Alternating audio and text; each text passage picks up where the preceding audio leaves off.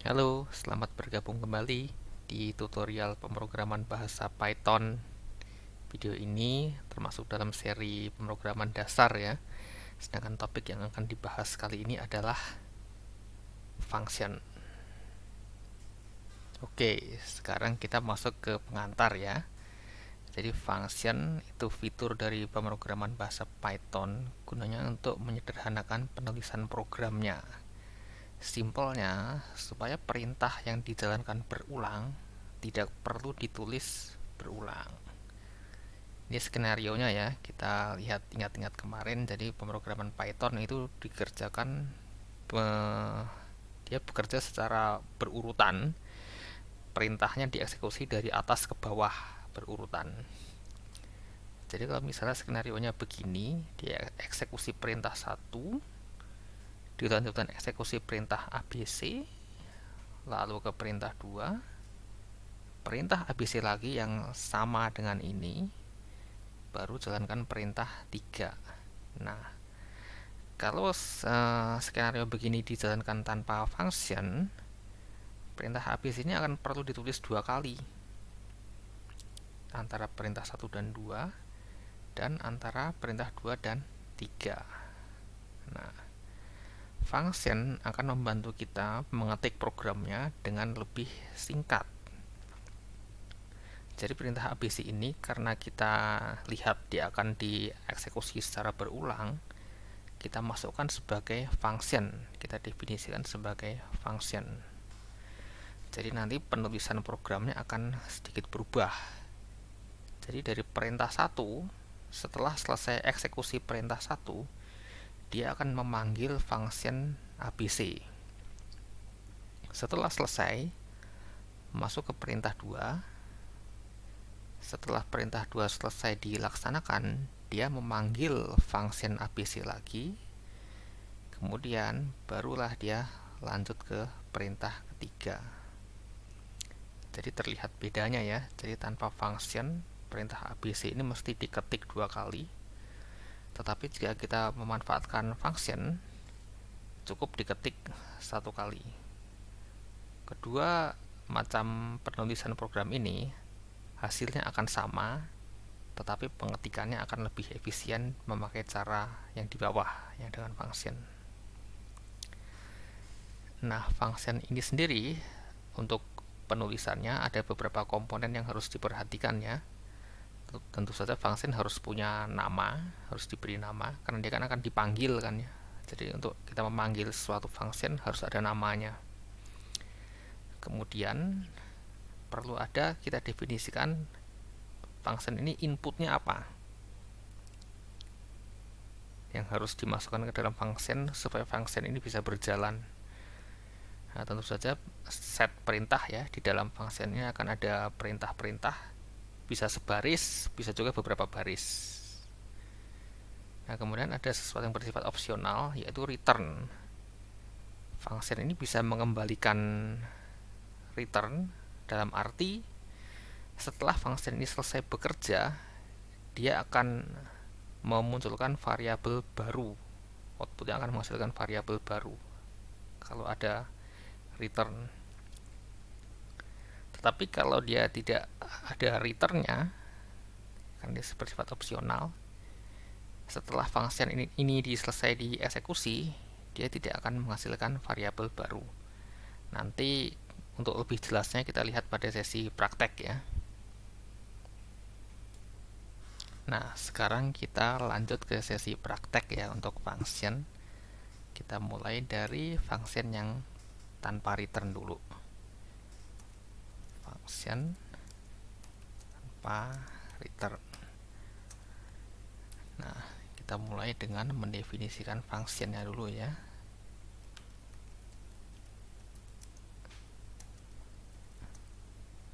Jadi mendefinisikan function, perintahnya adalah dengan def. Def diikuti tadi ya, function harus punya nama. Ini untuk keperluan demo, karena ini function tanpa return, yang paling umum adalah perintahnya print. Jadi misalnya saya bikin di sini function namanya show animal. Nah, tadi ya, function perlu didefinisikan inputnya. Ini saya definisikan inputnya ada tiga, X, Y, dan Z. Input yang ditulis di sini adalah input yang dibutuhkan oleh perintah-perintah pada function. Contohnya print ini ya, f-string. Ini kalau lupa bisa baca lagi, lihat lagi video tentang print.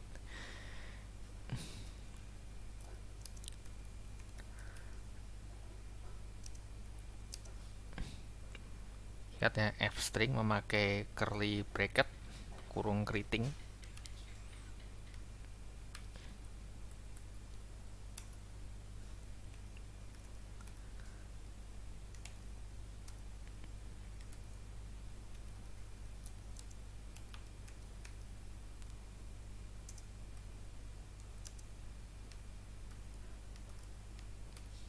Sorry.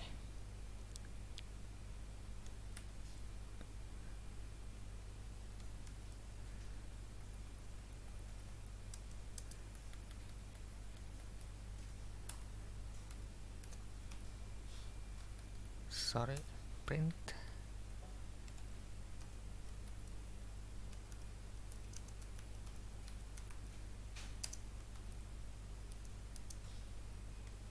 Curly bracket.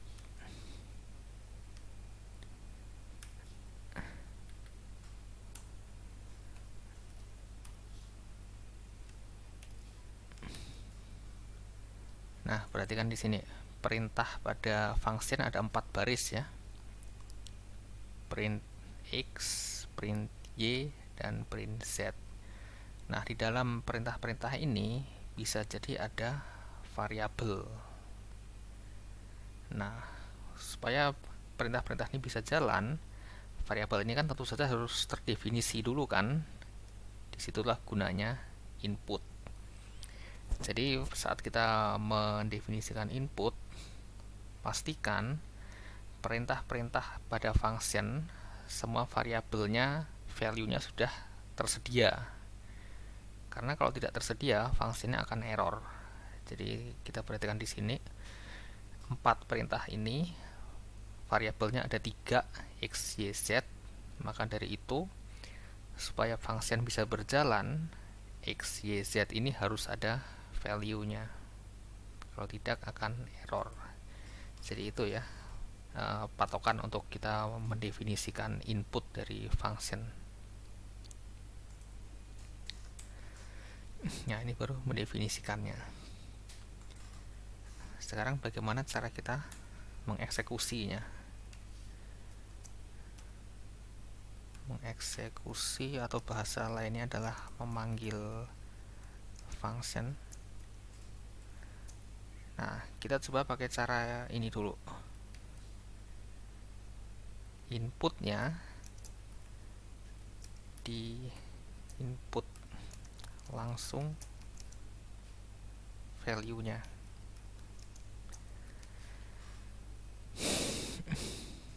Di input langsung sebagai value-nya.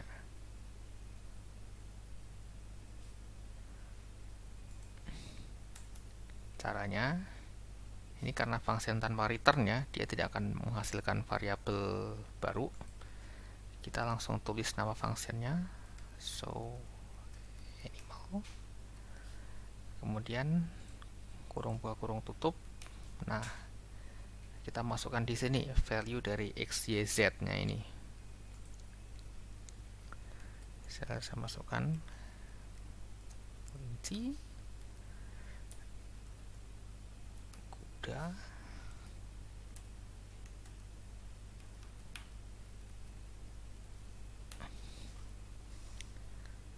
kelinci, kuda, kelelawar.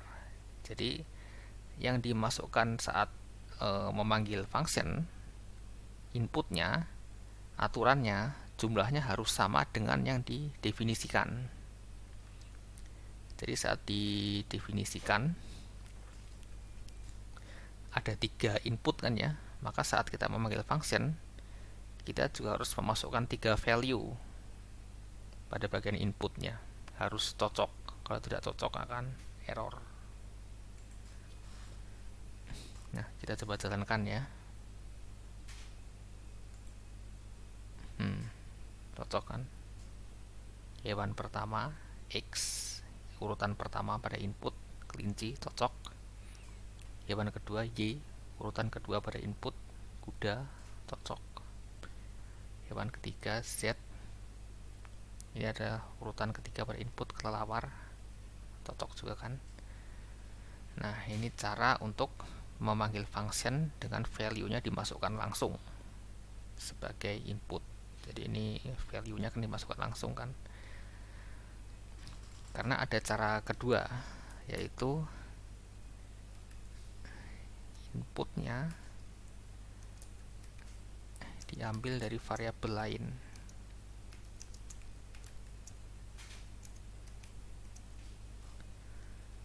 Ini saya kasih pagar ya, supaya tidak dieksekusi lagi. Jadi kita perlu definisikan variabelnya dulu.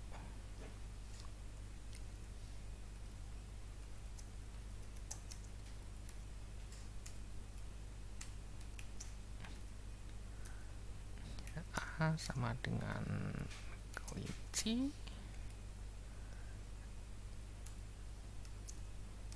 B sama dengan kuda, C sama dengan kelelawar. Nah, kita juga bisa memanggil fungsinya dengan cara ini. So animal, kurung buka kurung tutup, inputnya kita masukkan A, B, C. Nah, perhatikan di sini ya, nama variabelnya tidak harus sama. Yang penting jumlahnya sama. Di sini kan pada bagian definisi function, inputnya ada 3 variabel. Saat kita memanggil function, kita bisa memasukkan variabel dengan nama yang berbeda, asal tadi jumlahnya sama. Kita coba jalankan ya. Cocok kan? Jadi hewan pertama ini kelinci. Ini karena X dia adalah input yang pertama. Input yang pertama kan diambil dari A kan, A-nya kelinci, cocok. Kuda, ini variabel kedua, diambil dari input kedua. Input kedua adalah B, B-nya kuda, cocok juga. Kemudian ini Z, hewan ketiga, kelelawar, diambil dari input terakhir, input ketiga. Input terakhir adalah C, kelelawar, cocok juga. Jadi itu ya, saya ulangin, kita bisa memasukkan variabel ke dalam input function, tapi namanya tidak harus sama. Yang penting jumlahnya sama. Kemudian kita coba lagi definisikan variabel lain.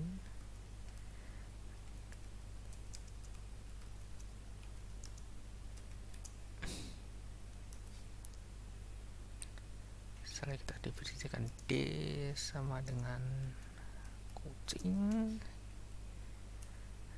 E sama dengan kadal, F sama dengan keledai.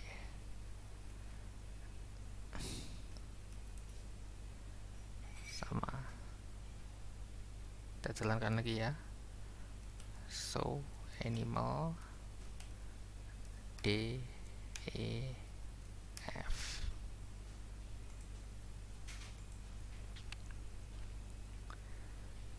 Kita coba jalankan. Ini berasal dari eksekusi yang di sini. So animal ABC. Yang di sini berasal dari perintah yang di sini. Show animal DEF.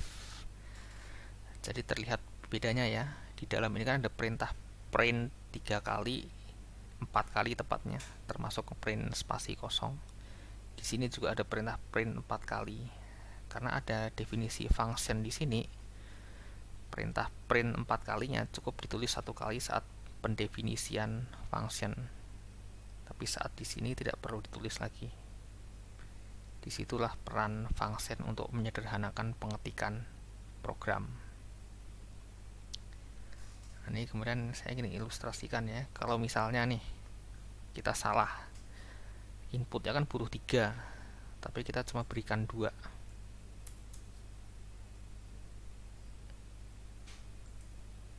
Tuh, dia error.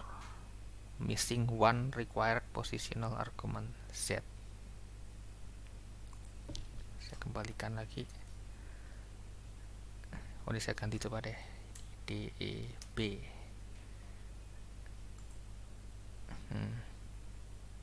Cocok kan? Dia B, dia memanggil sini kuda, cocok. Oke, itu ya untuk function yang tanpa return. Nah, sekarang kita lanjutkan ke yang kedua ya, function dengan return. Function dengan return. Ini untuk sampel kita definisikan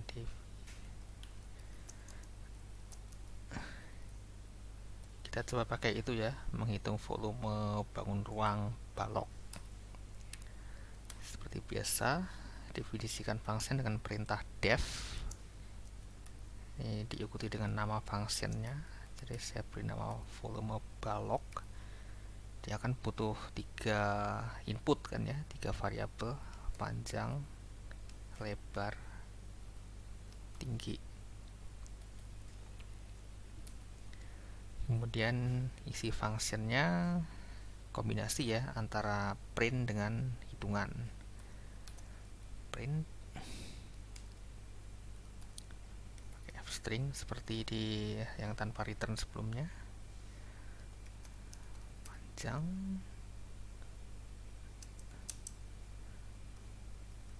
kurung keriting ya, curly bracket.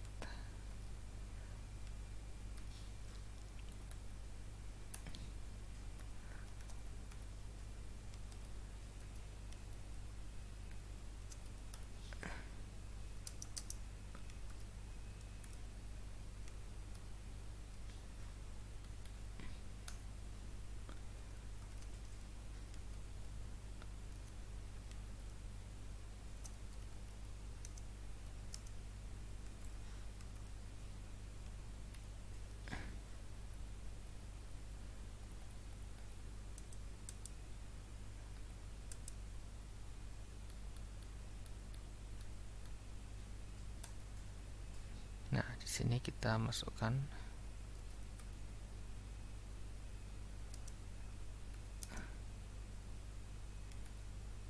rumusnya.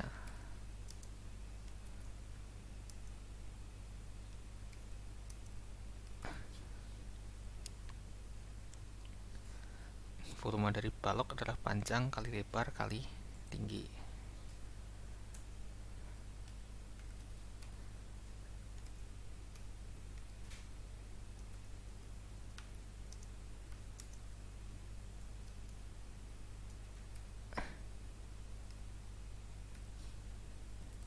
Nah, ini sesuatu yang baru di sini, ada return. Jadi dia input, ada pengolahan ya, pengolahan data di sini menghasilkan value ditampung dalam variabel baru namanya vol. Kemudian variabel barunya di return ke program utama sebagai output dari function. Jadi nanti tergantung kebutuhannya. Kalau function menghasilkan output yang perlu diolah oleh perintah-perintah berikutnya, maka dia memerlukan return. Tapi kalau seperti program sebelumnya, function hanya menghasilkan print, ya tidak perlu di return. Di sini pun kalau volume ini tidak dibutuhkan oleh perintah-perintah berikutnya, sebenarnya tidak perlu di return juga tidak apa-apa. Jadi nanti tergantung kebutuhannya. Oke, kita lanjutkan ya dengan mengeksekusi atau memanggil function.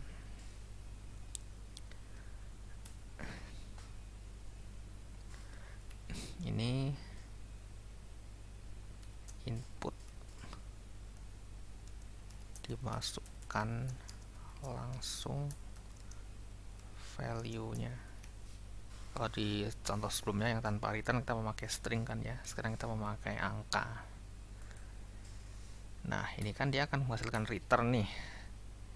Jadi, kita perlu siapkan variabel buat menampung output dari function. Sekarang saya beri nama vol1 atau vol test deh. Sama dengan disambung dengan nama fungsinya ya, vol balok.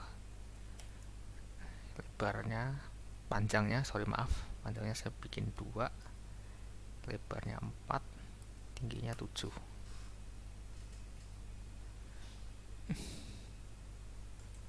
Kita coba eksekusi. Cocok kan? Panjang seperti yang tadi ya, urutan pertama pada input 2, urutan kedua 4, urutan ketiga T 7. 2 kali 4 kali 7 56. Nah, dia di record, ada yang baru di sini. Dia menghasilkan output berupa variabel baru namanya vol test. Bedanya dengan yang sebelumnya. Jadi vol test ini dapat dimanfaatkan oleh perintah-perintah di bawahnya.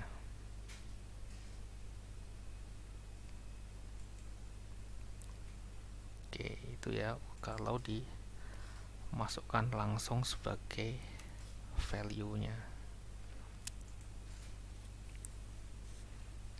Kemudian kita coba cara yang lain ya. Input diambil dari variabel lain. Seperti yang sebelumnya ya, diambil dari variabel lain. Kita perlu definisikan dulu variabelnya.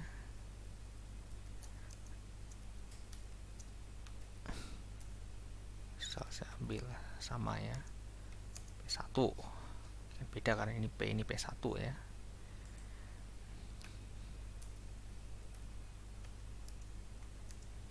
Jangan lupa ya, variabel angka tidak memakai tanda petik. Ini bukan P2. Ini L1. Ini saya kasih tambahan deh supaya tidak numpuk. Print spasi kosong untuk pemisah baris. Ini untuk pemisah baris.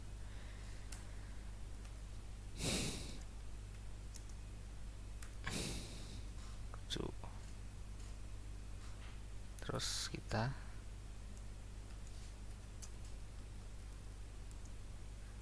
panggil function. Nah, seperti yang di sini ya. Karena function dengan return, kita perlu definisikan variabel buat menampung returnnya. Kita perlu ini,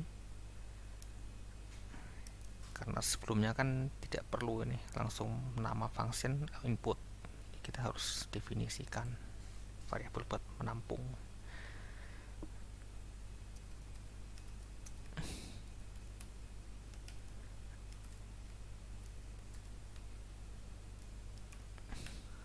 Nah, seperti sebelumnya ya, variabel yang dimasukkan ke dalam input function saat memanggil, namanya tidak harus sama dengan saat pendefinisian function. Di sini kan PLT, di sini P1, L1, T1.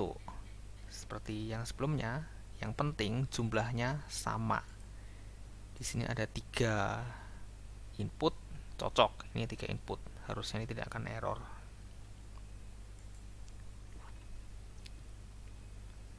Kita coba jalankan ya.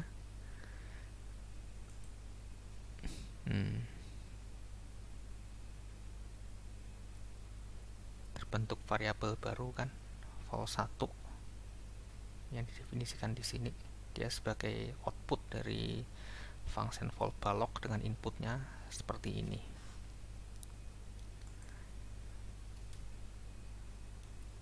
Kemudian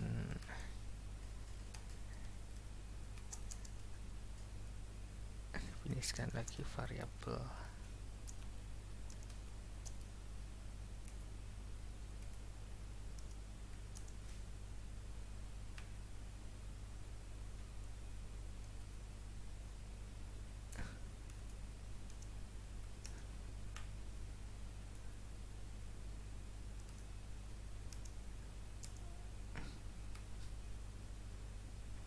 P2 L2 T2.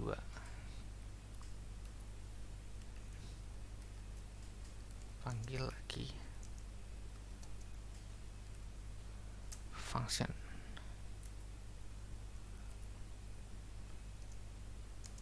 sama, kita definisikan variabel buat menampung output, namanya beda ya. Kalau namanya sama ini akan tertimpa nanti hasilnya, jadi kita perlu definisikan nama yang berbeda.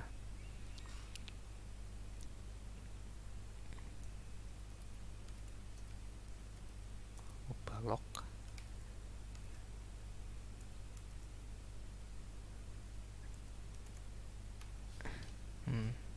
sama ya, nama tidak harus sama, yang penting jumlahnya cocok dengan pendefinisian function. Kita coba jalankan. Cocok kan, terbentuk variabel baru dari 3 kali 5 kali 6 90. Cocok. Jadi dia ini ya, karena ada return, outputnya akan menghasilkan variabel baru. Yang contoh sebelumnya yang tanpa return, dia tidak ada hasilnya ini. Ini gunanya misalnya nih, memanfaatkan hasil function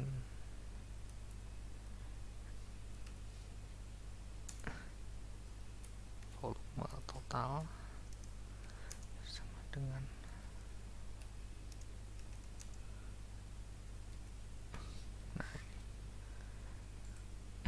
jadi hasil perhitungan di sini output dari function yang dijalankan 2 kali, ini dijalankan pertama, jalankan kedua, ini bisa dimanfaatkan oleh program di bawahnya. Yang simple aja deh, dijumlahkan.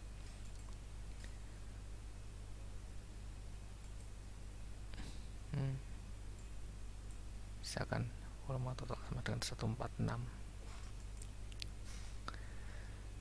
Oke, jadi begitu ya function yang dengan return. Jadi kita gunakan return kalau misalnya hasil eksekusi dari function itu masih dibutuhkan oleh program di bawahnya. Oke, demikian basic untuk function pada pemrograman Python ya. Terima kasih sudah menonton video ini. Sampai bertemu kembali di video-video berikutnya.